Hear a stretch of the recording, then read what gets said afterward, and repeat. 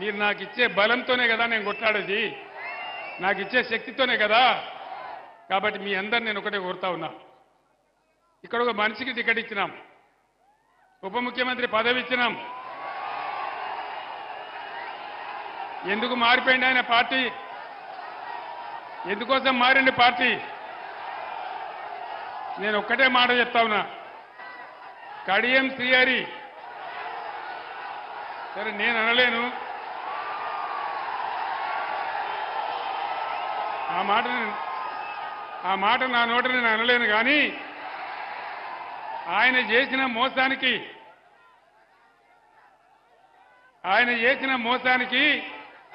శాశ్వతంగా ఆయన రాజకీయ జీవితం సమాధి చేసుకుని మనవి చేస్తా ఉన్నా. ఇంకొక 3 నెలల్లో సుప్రీంకోర్టు తీర్పు ప్రకారం ఇంకొక 3 నెలల్లో స్టేషన్ గన్పూర్ కాన్స్టిట్యున్సీకి బై ఎలక్షన్ రాక తప్పదు. మన రాజయ్య ఎమ్మెల్యే కాక కూడా తప్పదు. మీరు రాసి పెట్టండి. నేను చెప్తున్న జరగబోయే సత్యం. ఖచ్చితంగా 3 నెలల్లో బై ఎలక్షన్ రాక తప్ప స్టేషన్ గన్పూర్కు ఇదే రాజయ్య గారు ఎమ్మెల్యే కాక తప్పడది నేను మనవి చేస్తా ఉన్నా. ద్రోవులకు చెప్పే గుణపాఠం అదే. रियासत तेलंगाना के जितने हमारे मुसलमान बुजुर्ग हैं, मुसलमान भाई बहन है, आप तमाम लोगों को मैं सलाम करता हूं और आपसे अदबन गुजारिश करता हूं, प्लीज आपसे अदबन गुजारिश करता हूं कि आप बीआरएस के कायदे को वोट देके जिताइए। ये बात इसलिए मैं कहता हूं, मैं जिम्मेदारी से कहता हूं।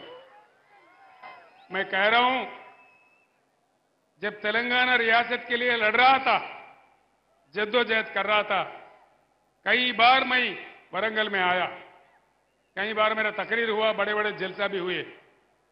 हमेशा मैं कहा हिंदुस्तान को एक सेक्युलर देश बन के रहना चाहिए।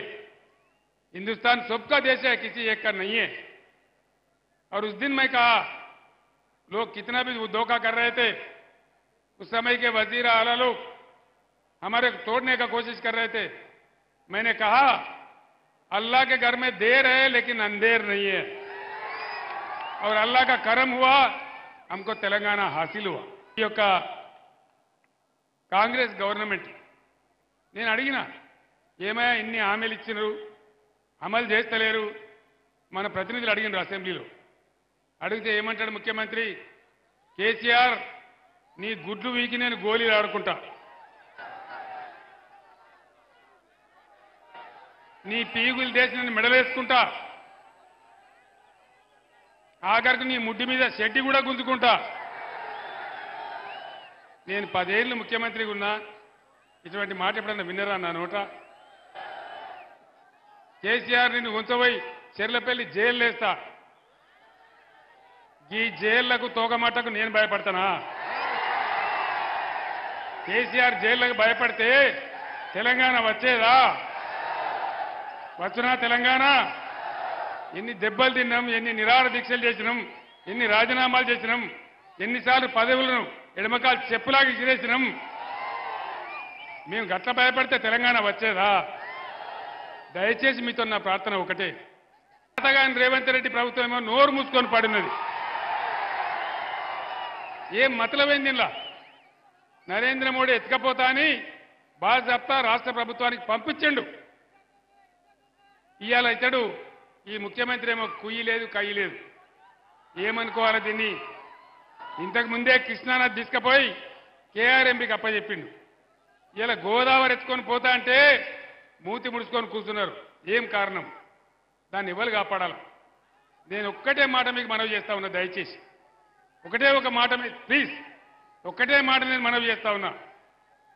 ఈరోజు ప్రచారం చేసినట్టుగా డంబాచారం చెప్పినట్టుగా నరేంద్ర మోడీకి కూడా 200 సీట్లు దాటే పరిస్థితి లేదు. వార్తలు వస్తా ఉన్నాయి ఈరోజు పేపర్లలో, మీరు కూడా చూస్తా ఉన్నారు.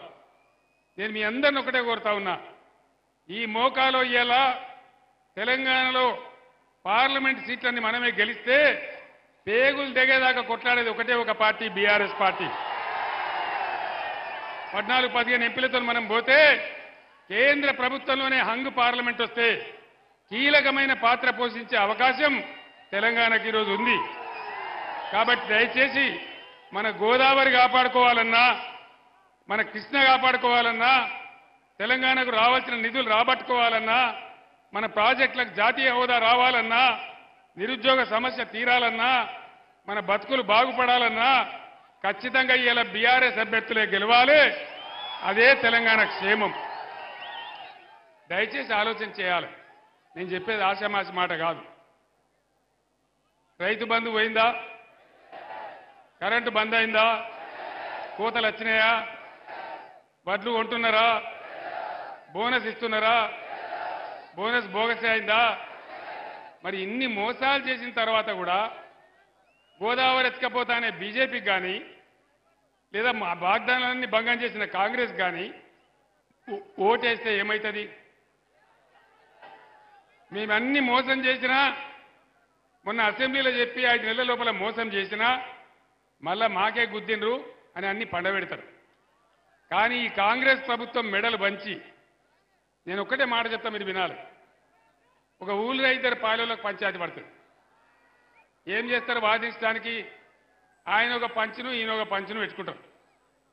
ఇలా తెలంగాణ ప్రజలకు కాంగ్రెస్ పార్టీకి పంచాయతీ పడ్డది. మరి తెలంగాణ ప్రజల తరఫున కొట్లాడే పంచి ఎవరు? నేనా? మొన్న పోయిన ఎలక్షన్ల మీరు నన్ను కింద పడగొట్టి మళ్ళీ ఇప్పుడు నన్ను పంచిగమ్మంటారు. నేనేనా? బీఆర్ఎస్ ఏనా? కొట్లాడదామా? యుద్ధం చేద్దామా? గోదావరిని కాపాడుకుందామా? కృష్ణా కాపాడుకుందామా? మళ్ళీ బీఆర్ఎస్ గవర్నమెంట్ లాగా బ్రహ్మాండంగా రైతు బంధు తెచ్చుకుందామా? కంటి నిండా కరెంటు తెచ్చుకుందామా? ఇవి జరగాలంటే సుధీర్ కుమార్ గెలవాలి.